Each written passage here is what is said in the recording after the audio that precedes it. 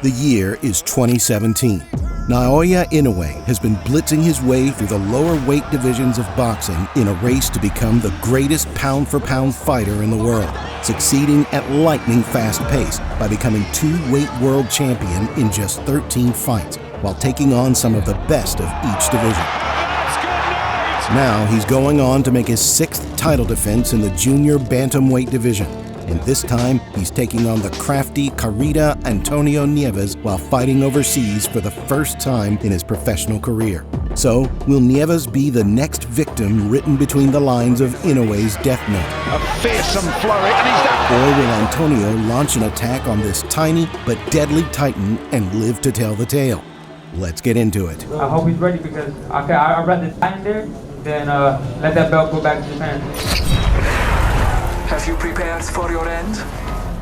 While Naoya Inoue was yet to get the praise of boxing veterans like Mike Tyson or even his future promoter Bob Arum, the monster was already a product of stardom in his home country of Japan, despite only being 13 fights into his professional calling. Something only seen once in a blue moon, with characters like Sugar Ray Leonard, De La Hoya, and other special fighters destined for the history books.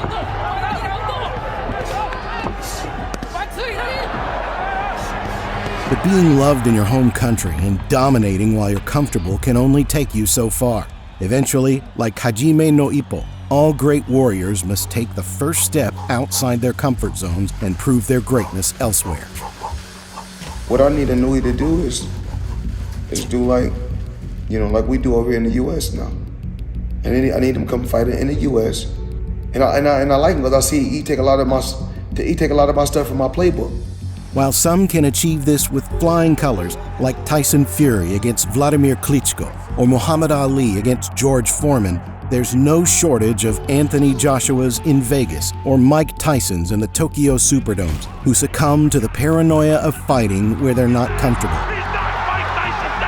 Those words were words you never thought you'd ever hear in your lifetime. Antonio Nieves didn't have America behind him like Inoue had Japan, nor any world titles to boast of. Still, this man had the guts to fight whoever was placed before him. For that, he was an interesting fit for the monster, who, like Godzilla, never stopped walking forward, destroying any fighter in his path.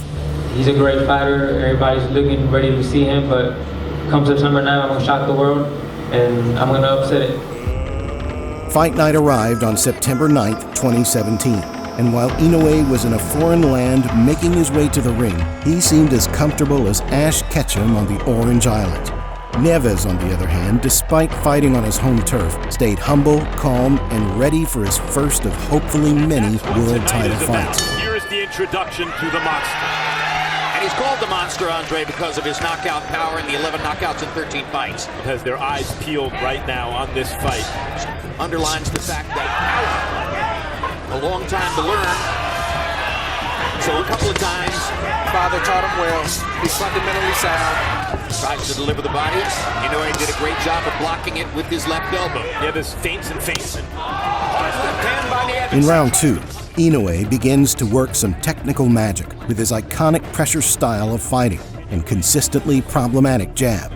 While Nieves landed a beautiful left hand in the first round, Inoue has given up on letting Antonio dish out any more free shots, chasing Carita around the ring like an XL bully in a playground with no supervision. Nieves with that hard right hand off the jab. Just a little bit. Left hand to the body. Placement rather than power. Now combinations. Oh, he thought it was the bell.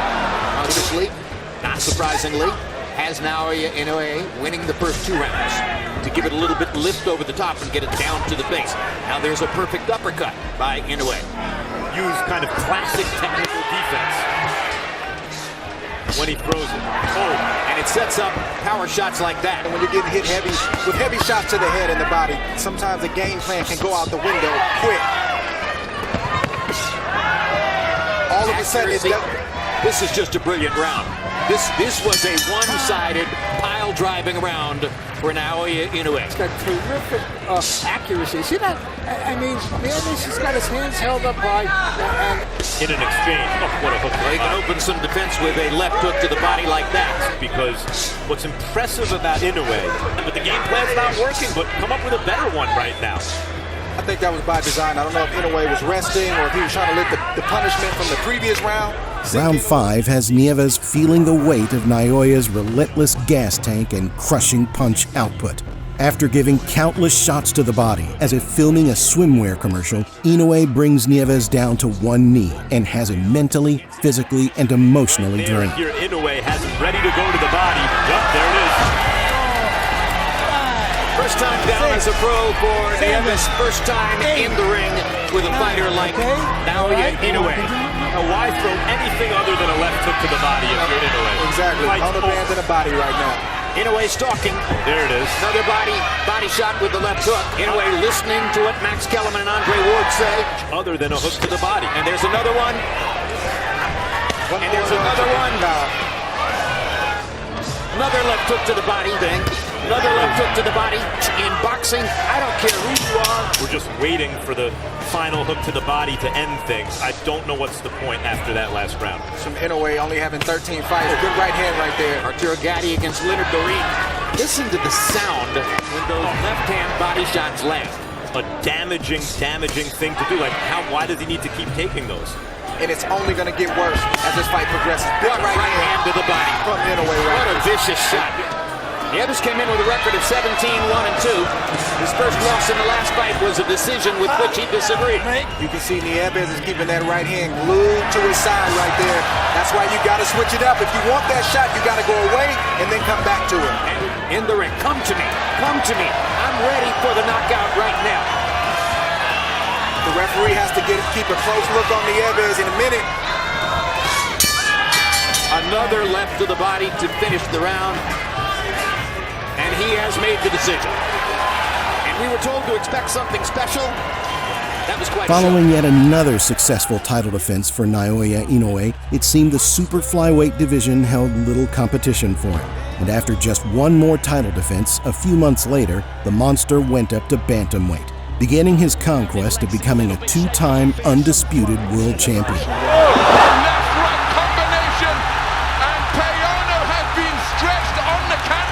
While in retrospect, we know it fared well for him, with it seeming like the longer he boxes, the better he gets. Inoue has been a killer from the moment he turned professional, and where he goes next, following his bout with Yeju Kim, no one knows. But there's little doubt he'll give us some more greatness to behold, and a treasure like a priceless artifact of old.